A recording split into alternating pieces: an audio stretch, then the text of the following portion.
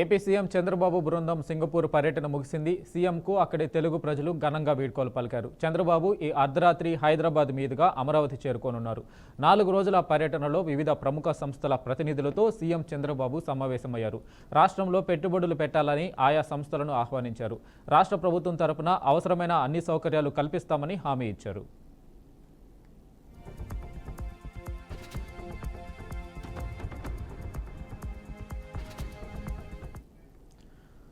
తెలంగాణ ముఖ్యమంత్రి రేవంత్ రెడ్డితో రాష్ట్ర కాంగ్రెస్ వ్యవహారాల ఇన్ఛార్జి మీనాక్షి నటరాజన్, పీసీసీ అధ్యక్షుడు మహేష్ కుమార్ గౌడ్ సమావేశమయ్యారు. జూబ్లీహిల్స్లోని ముఖ్యమంత్రి నివాసంలో వారు భేటీ అయ్యారు. తెలంగాణలో పార్టీ నిర్మాణం, పాదయాత్ర, బీసీ రిజర్వేషన్లపై ఢిల్లీలో పోరాడేందుకు కార్యాచరణపై చర్చించారు. దాదాపు గంటన్నర పాటు ఈ సమావేశం కొనసాగింది. ఈ నెల 31 నుంచి వచ్చే నెల 4 వరకు యథావిధిగా కాంగ్రెస్ పాదయాత్ర నిర్వహించాలని నిర్ణయించారు. ఆగస్టు 5, 6, 7 తేదీల్లో 42% బీసీ రిజర్వేషన్ల బిల్లు ఆమోదం కోసం ఢిల్లీలో చేపట్టాల్సిన కార్యాచరణ వీరి మధ్య చర్చకు వచ్చింది. ఆగస్టు 5న పార్లమెంటు ఉభయ సభల్లో ఎంపీల వాయిదా తీర్మానం చర్చకు పట్టుబట్టాలని నిర్ణయించారు.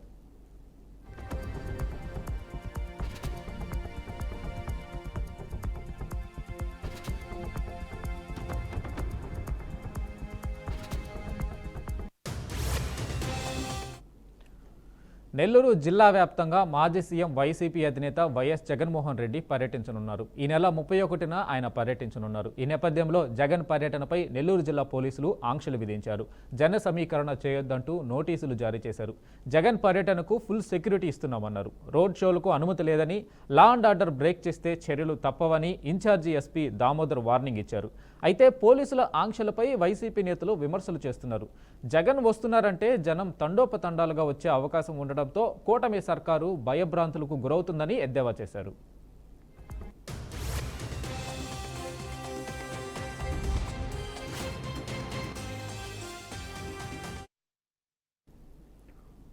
ఏపీ లిక్కర్ స్కామ్ కేసు కీలక మలుపు తిరిగింది.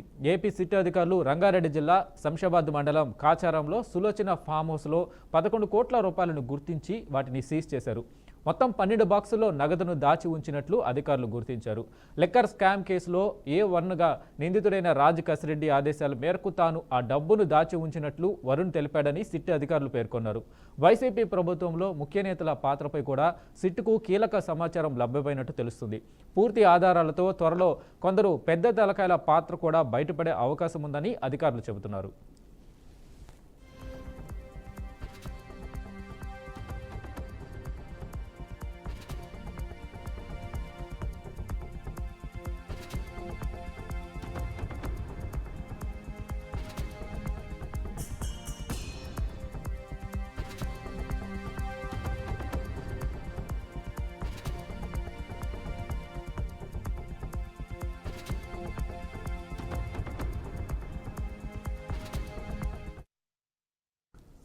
కూటమి ప్రభుత్వంపై వైసీపీ మాజీ మంత్రి పేర్ని నాని మండిపడ్డారు. అక్రమ మద్యం కేసులో ఎలాంటి ఆధారాలు లేవని ఆగ్రహం వ్యక్తం చేశారు.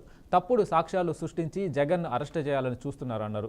రాజకీయ లబ్ధి కోసం పోలీసు వ్యవస్థను చంద్రబాబు నాయుడు దిగజార్చారని ఆయన ఆరోపించారు. అలా చంద్రబాబు నాయుడు క్యాబినెట్లో చెప్పాడు అందరితో, ఏం చేస్తామయ్యా, ఆధారాలు లేవు, ఆధారాలు లేకుండా జగన్మోహన్ రెడ్డిని మనం అరెస్ట్ చేయలేమని చెప్పని ఆయన ఒక పెద్ద స్టేట్స్మెన్గా, అంటే ఒక ఉదారవాదిగా, ఒక అద్భుతమైనటువంటి సంఘ సంస్కర్తగా, ఒక అద్భుతమైనటువంటి పాలకుడిగా చంద్రబాబు నాయుడు గారు చిత్రీకరిస్తూ ఆధారాలు లేవు, ఏం చేస్తాం, జగన్మోహన్ రెడ్డిని మనం అరెస్ట్ చేయలేము ఆధారాలు లేకుండా అంటాడు. అంటే ఏదో రకంగా తప్పుడు సాక్ష్యాలు సృష్టించాలి, బురదయ్యాలి, జైల్లో మగ్గదీయాలి. ఇటువంటి అంటే పోలీసు వ్యవస్థని దిగజార్చి రాజకీయ కక్షల కోసం, రాజకీయ లబ్ధి కోసం పోలీసు వ్యవస్థని దిగజార్చి ఈ రకంగా వాడుకోవటం అనేది చంద్రబాబు నాయుడు గారి నైజం పరాకాష్ఠకు చేరే పరిస్థితికి వచ్చేసింది. ఇవాళ ఎందుకని మొత్తం వీళ్ళందరికీ కూడా రేపు 1వ తారీఖున వాయిదా ఉంది. ఆల్రెడీ బెయిల్స్ వాదనలు జరుగుతున్నాయి. ఆగస్టు 1వ తారీఖున కోర్టు ఏ క్షణానైనా తీర్పు చెప్పేటువంటి అవకాశం ఉంది. కాబట్టి మళ్ళీ ఢిల్లీ బాబాయ్ని ఆన్లైన్లో వచ్చేస్తాడు. ఢిల్లీ బాబాయ్ వచ్చేసి అమ్మో 11 కోట్లు దొరికేసింది, 1,00,000 కోట్లు అవినీతి అన్నారు, లక్షల్లో ఏమైంది 50,000 కోట్లు అన్నారు. మళ్ళీ 50,000 కోట్లు కాదు తూచ్ 30,000 కోట్లు అన్నారు. 30 కాదు తూచ్ 18,000 అన్నారు. 18 కాదు తూచ్ 13,500 అన్నారు. 13,000 కాదు తూచ్ ఇప్పుడు 3,000 అంటున్నారు. వైసీపీ అధినేత జగన్ నెల్లూరు పర్యటనకు వస్తుండడంపై టీడీపీ సీనియర్ నేత సోమిరెడ్డి చంద్రమోహన్ రెడ్డి స్పందించారు. జగన్ ఏ ముఖం పెట్టుకుని నెల్లూరు వస్తున్నారని నిలదీశారు. జగన్ మాట విని ఎంతోమంది అధికారులు ఊచలు లెక్కబెట్టారని, జగన్ వారిని పరామర్శించకుండా కాకాణిని పరామర్శించేందుకు నెల్లూరుకు ఎందుకు వస్తున్నట్లు అని ప్రశ్నించారు. లిక్కర్ స్కామ్ కేసులో జైలుకు వెళ్లిన మిథున్ రెడ్డి, రాజ్ కసిరెడ్డి, ధనుంజయ రెడ్డిలను కూడా జగన్ పరామర్శించాలని అన్నారు. కాకాని అక్రమాలతో ఎంతోమంది అధికారులు సస్పెన్షన్ వేటుకు గురయ్యారు. అప్పట్లో వైసీపీ ఎంపీగా ఉన్న మాగుంట శ్రీనివాసరెడ్డి సంతకాన్ని కూడా ఫోర్జరీ చేశారు. రేపు జగన్ పర్యటన ముగియగానే కాకాని దుర్మార్గాలన్నీ బయటపెడతా అని హెచ్చరించారు. కాకాని పాపాలకు బలైన వారిని కూడా జగన్ పరామర్శించాలని సోమిరెడ్డి స్పష్టం చేశారు. ముఖ్యమంత్రి జగన్మోహన్ రెడ్డి నెల్లూరుకు వస్తున్నాడు. కారణం ఏంటంటే ఘోరాలు నేరాలు చేసిన మాజీ మంత్రి కాకాని గోవర్ధన్ రెడ్డిని జైల్లో చూసేదానికి ములాఖత్కు వస్తున్నాడు. కాకాని గోవర్ధన్ రెడ్డిని చూసేదానికి వస్తున్నాడు. తర్వాత ప్రసన్న కుమార్ రెడ్డి ఇంటికి పోయి పరామర్శిస్తా అంటాను. నేనేమంటానంటే కాకాని గోవర్ధన్ రెడ్డి చేసిన పాపాలకి మీరు జైలుకి పోయి పరామర్శిస్తున్నారు. ఆయన వల్ల కారణం లేకుండా జైలుకి పోయిన వాళ్ళు ఎంతమంది, ఎన్ని కుటుంబాలు, వాళ్ళని ఎవరు పరామర్శించాలా? ఎన్ని ఆస్తులు నష్టం చేశాడు? దాని గురించి ఆ రోజున తమరు ముఖ్యమంత్రిగా కనీసం మందలిచ్చారా? మీరు కాకాని గోవర్ధన్ రెడ్డిని పరామర్శించడానికి వస్తున్నారు. ప్రసన్న కుమార్ రెడ్డి ఒక మహిళ గురించి నీచంగా మాట్లాడిన ప్రసన్న కుమార్ రెడ్డిని పరామర్శించడానికి వస్తున్నారు. అక్కడ వల్లభనేని వంశీ దుర్మార్గంగా మాట్లాడితే ఆయన్ని పరామర్శించడానికి పోయినారు. ఇప్పుడు ఇక్కడికి వస్తున్నారు. మీకు పర్మిషన్ 100 మందికో ఏదో ఇచ్చారు అనుకోండి. అంటే ఒక ఇష్యూ మామూలు పర్యటన కాదు ఇది. తప్పులు చేసి దుర్మార్గాలు చేసిన పాపాలు చేసిన వాళ్ళని అరెస్ట్ చేస్తే వాళ్ళని చూసేదానికి వస్తున్నారు. మీరు ఎల్లుండి మాట్లాడతా, నేను ఎల్లుండి చెప్తా కంప్లీట్ మీరు చేసిన మీ ఎవరినైతే పరామర్శించేదానికి వచ్చావో ఆయన బండారు. ఆంధ్రప్రదేశ్లో గ్లోబల్ క్యాపబిలిటీ సెంటర్ ఏర్పాటు చేయాలని ఐటీ ఎలక్ట్రానిక్స్ శాఖల మంత్రి నారా లోకేష్ ఏబిఎం కన్సల్టింగ్ సంస్థను కోరారు. సింగపూర్లో ఏబిఎం కన్సల్టింగ్ మేనేజింగ్ డైరెక్టర్ యానో టొమోకాజోతో మంత్రి లోకేష్ భేటీ అయ్యారు. విశాఖపట్నం ఐటీతో పాటు డేటా సిటీగా అభివృద్ధి చెందుతుందని, జీసీసీ సెంటర్ల ఏర్పాటుకు అనేక అంతర్జాతీయ సంస్థలు ఆసక్తి చూపుతున్నాయని తెలిపారు. ఇటీవలే ఏఎన్ఎస్ఆర్ సంస్థ విశాఖలో జీసీసీ ఏర్పాటుకు ఎంఓయూ కుదుర్చుకుందని గుర్తు చేశారు. జీసీసీలకు అనుకూలమైన పర్యావరణ వ్యవస్థ విశాఖలో ఉందని, ఏబిఎం కన్సల్టింగ్ అక్కడ గ్లోబల్ క్యాపబిలిటీ సెంటర్ ఏర్పాటు చేయాలని లోకేష్ విజ్ఞప్తి చేశారు.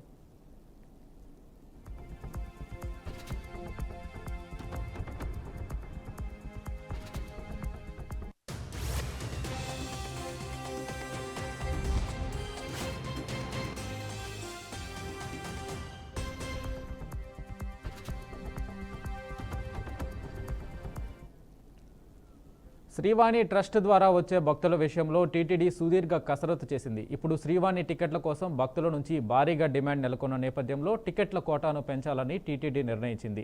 తాజా నిర్ణయం మేరకు 1,500 టికెట్ల కోటాను 2,000 టికెట్లకు పెంచాలని డిసైడ్ అయింది. అదేవిధంగా ఇకపై ప్రతిరోజు కరెంటు బుకింగ్ కోటా క్రింద తిరుమలలో 2,000 టికెట్లు, రేణిగుంట విమానాశ్రయంలో 400 టికెట్లు జారీ చేయాలని టీటీడీ నిర్ణయం తీసుకుంది. ఇదే సమయంలో శ్రీవాణి దర్శన సమయంలో కూడా టీటీడీ మార్పులు చేసింది. ప్రస్తుతం ఉదయం శ్రీవాణి టికెట్స్ కలిగిన భక్తులను దర్శనానికి అనుమతి ఇస్తుండగా ఇకపై సాయంత్రం కూడా స్వామి దర్శనానికి అనుమతి ఇవ్వాలని డిసైడ్ అయింది. దీని ద్వారా గదులకు నెలకొని ఉన్న డిమాండ్ తగ్గుతుందని టీటీడీ అధికారులు భావిస్తున్నారు. శ్రీవాణి టికెట్ల జారీ సమయంలో కూడా మార్పులు చేసింది టీటీడీ. ఇకపై టికెట్ పొందిన నాటి సాయంత్రమే భక్తులు శ్రీవారి దర్శనమయ్యేలా ఏర్పాట్లు చేస్తున్నారు.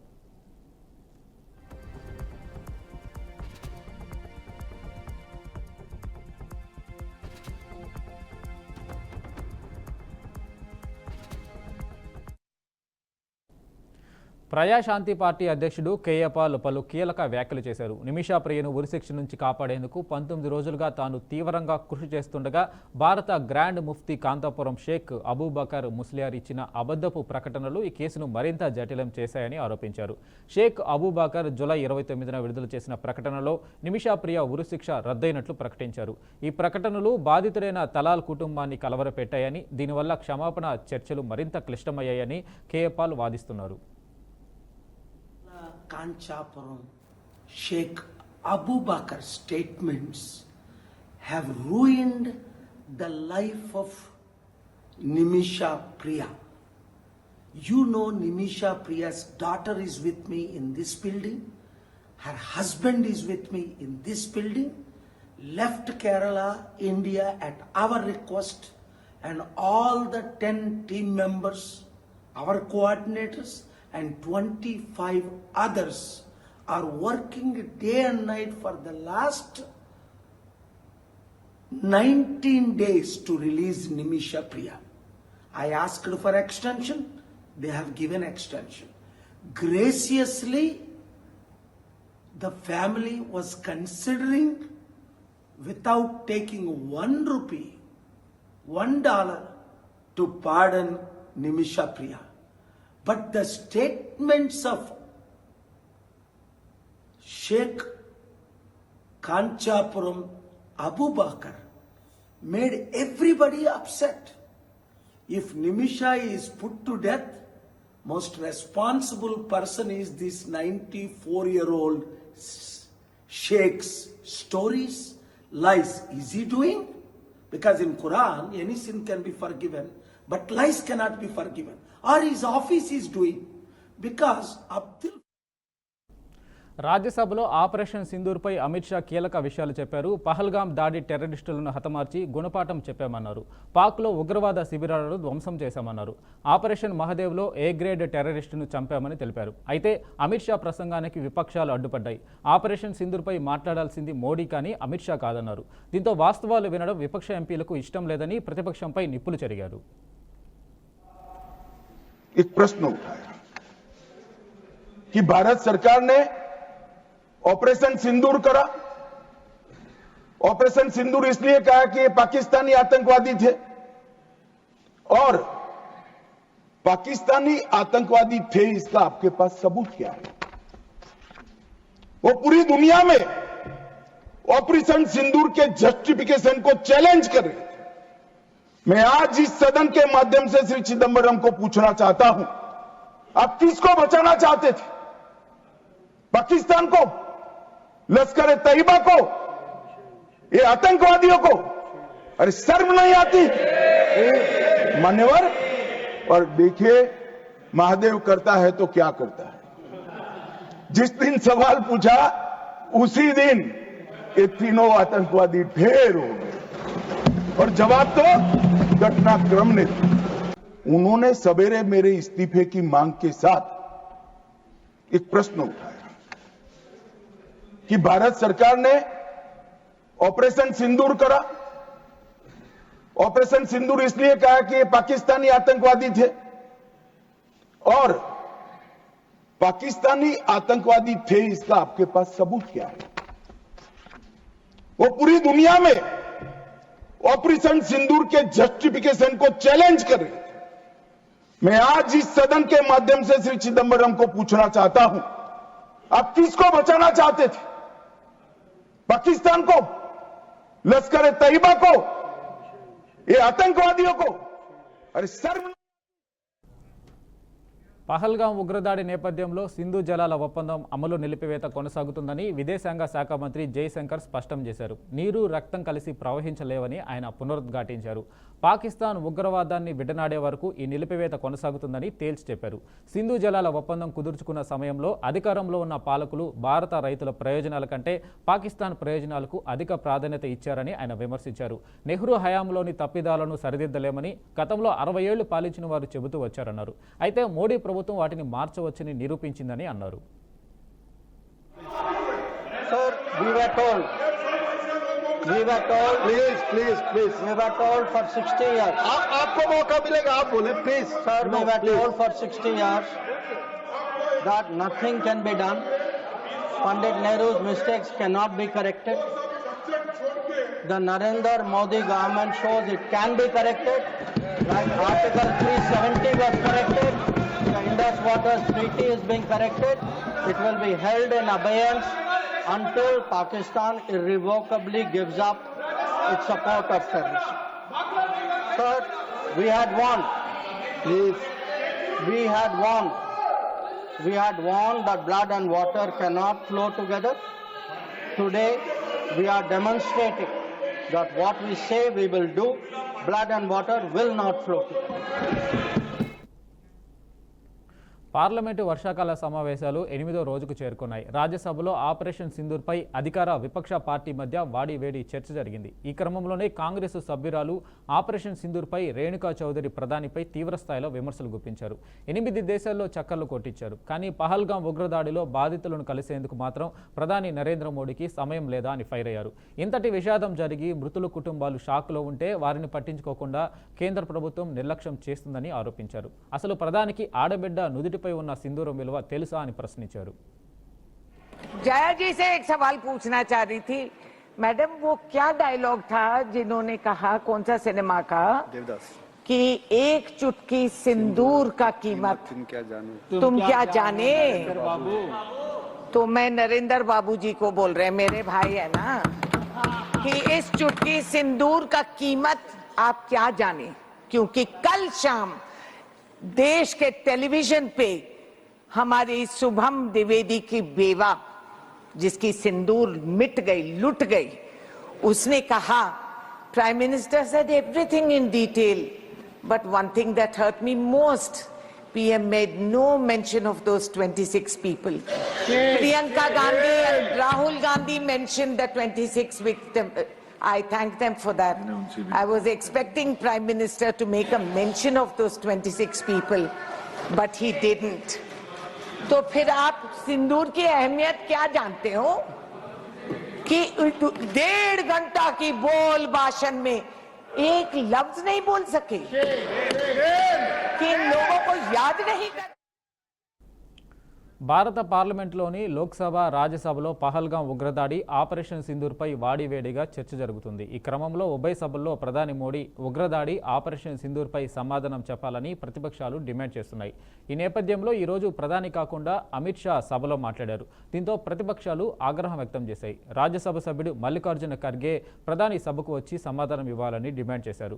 పార్లమెంటు ప్రాంగణంలో ఉన్నప్పటికీ ప్రధాని సభకు రాకపోతే అది సభను అవమానించడమే అని అన్నారు. मेंबर्स का ये पहले से ही डिमांड थी कि 16 घंटे चर्चा होने के बाद हमको इस सदन में प्रधानमंत्री आकर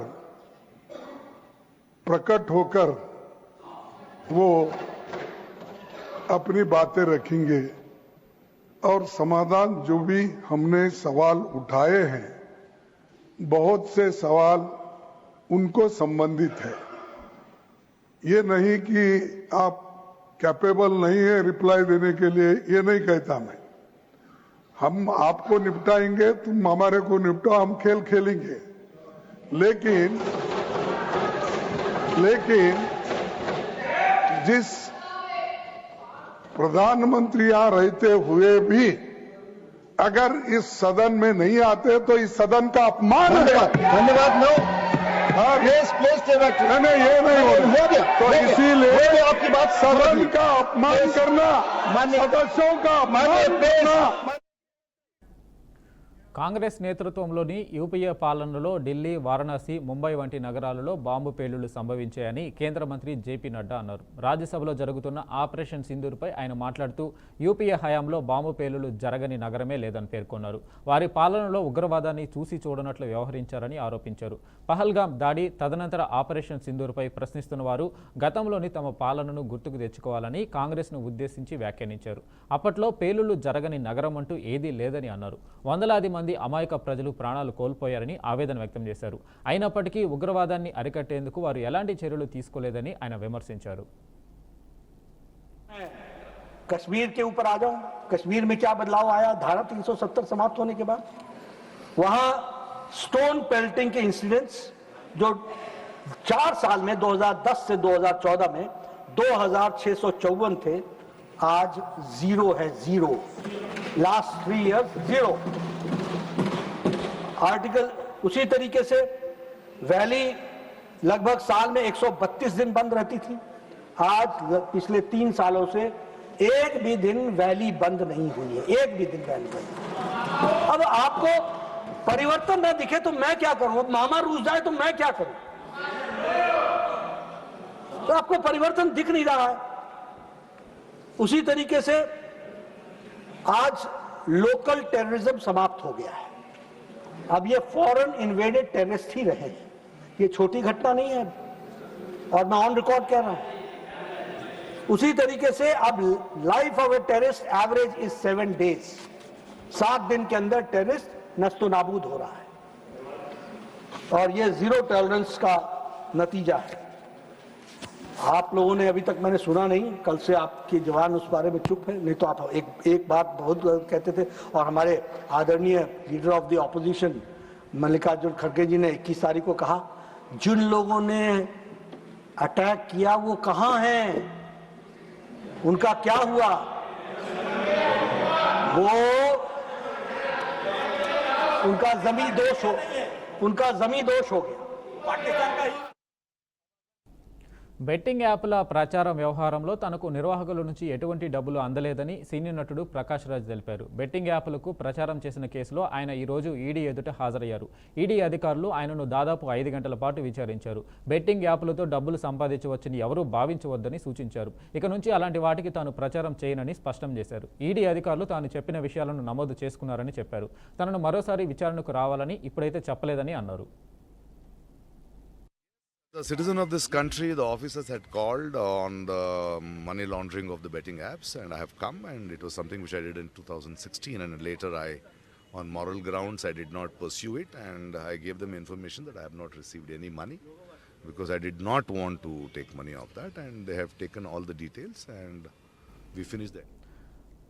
తెలంగాణ రాష్ట్ర భారతీయ జనతా పార్టీ అధ్యక్షుడు రామచంద్రరావుపై ఎమ్మెల్యే రాజేష్ సింగ్ వివాదాస్పద వ్యాఖ్యలు చేశారు. భారతీయ జనతా పార్టీకి రైటర్ కాదు ఫైటర్ కావాలంటూ పేర్కొన్నారు. బండి సంజయ్ కుమార్కు అధ్యక్ష పదవి ఇచ్చి ఉంటే తెలంగాణ రాష్ట్రంలో భారతీయ జనతా పార్టీ అధికారంలోకి వచ్చే ఛాన్స్ ఉండేదని వివరించారు. రామచంద్రరావు భారతీయ జనతా పార్టీ ప్రెసిడెంట్ కాకూడదని చివరి వరకు అడ్డుకునే ప్రయత్నం చేశానన్నారు.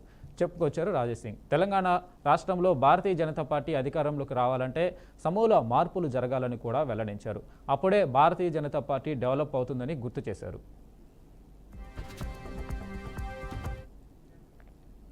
హైదరాబాద్లో కురిసిన వర్షానికి పలుచోట్ల భారీగా ట్రాఫిక్ జామ్ ఏర్పడింది. ఉద్యోగులు ఒకేసారి కార్యాలయాల నుంచి బయటికి రావడంతో మాదాపూర్, గచ్చిబౌలి, రాయదుర్గం ప్రాంతాల్లో వాహన రాకపోకలు స్తంభించాయి. IKEA, mind space, hitech city, KPHB, IKEA flyover, cable bridge మార్గాల్లో వాహనాలు నెమ్మదిగా కదులుతున్నాయి. ట్రాఫిక్ను క్రమబద్ధీకరించేందుకు పోలీసులు ప్రయత్నిస్తున్నారు.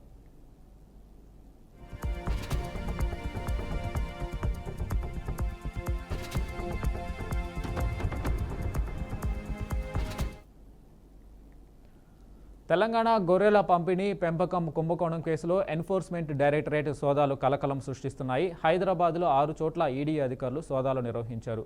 ఈ దాడుల్లో పశుసంవర్ధక శాఖ మాజీ డైరెక్టర్ రామచందర్ నాయక్, కాంట్రాక్టర్ మొయినుద్దీన్, ఇతర అనుమానితుల ఇళ్లను చొరిచి పరిశీలించారు. ఈ కేసులో గతంలోనే అవినీతి నిరోధక శాఖ కేసు నమోదు చేసింది.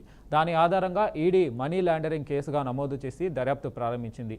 మొత్తం స్కామ్ విలువ సుమారు 700 కోట్ల రూపాయలు ఉంటుందని ఏసీబీ నివేదికలో పేర్కొంది.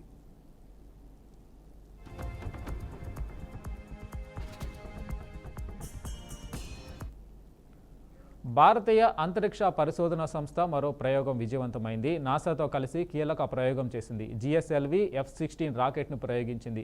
సరిగ్గా సాయంత్రం 5 గంటలకు 40 నిమిషాలకు రాకెట్ నింగిలోకి ఎగిరింది. ఈ రాకెట్ ద్వారా నింగిలోకి నిసార్ ఉపగ్రహాన్ని పంపించారు. ఇస్రో, నాసా సంయుక్తంగా రూపొందించిన 2393 కిలోల బరువు గల నిసార్ ఉపగ్రహాన్ని కక్షలోకి ప్రవేశపెట్టారు. భూమి అణువణువును 12 రోజులకు ఒకసారి స్కాన్ చేయగల సామర్థ్యం ఈ నిసార్ సొంతం.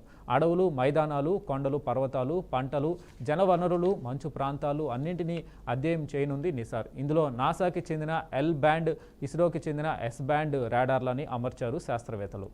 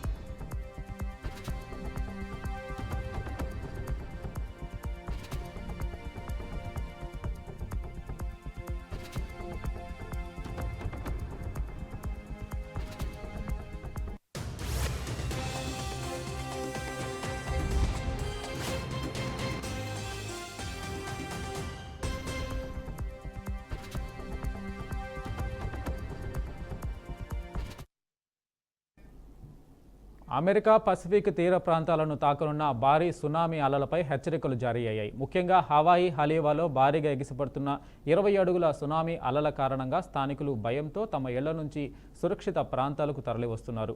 హవాయి మౌరీలు సహా స్థానికులు తమ ప్రాంతాలు విడిచి వెళ్లారు. భారీ ట్రాఫిక్ జాములు సంభవించి ప్రజలు విపరీత ఆందోళనలో ఉన్నారు. ఈ సునామీ ప్రభావం కేవలం అమెరికా హవాయి తీరాలలోనే కాకుండా పశ్చిమ తీర రాష్ట్రాలు, న్యూజిలాండ్, తూర్పు జపాన్ వంటి దేశాల్లో కూడా గట్టి హెచ్చరికలు జారీ చేయబడ్డాయి.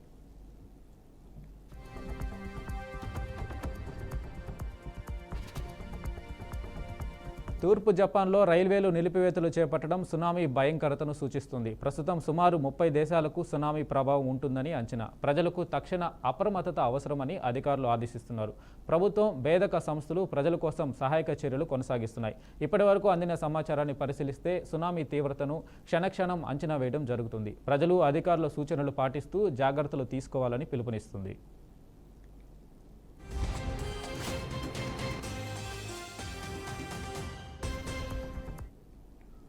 రెండోసారి అమెరికా అధ్యక్షుడైన డొనాల్డ్ ట్రంప్ సంచలనాలకు కేర్ ఆఫ్ అడ్రస్గా మారాడు. ప్రపంచ దేశాలపై కీలక నిర్ణయాలు తీసుకుంటూ సుంకాల మోత మోగిస్తున్నాడు. ఇప్పటికే అనేక దేశాలపై భారీ సుంకాలు ప్రకటించిన ట్రంప్ తాజాగా భారత్పై కూడా 25% సుంకాలను విధించినట్లు డొనాల్డ్ ట్రంప్ ప్రకటించాడు. ఈ కొత్త సుంకాలు ఆగస్టు 1 నుంచి అమలులోకి వస్తాయని ఎక్స్ వేదికగా పేర్కొన్నారు.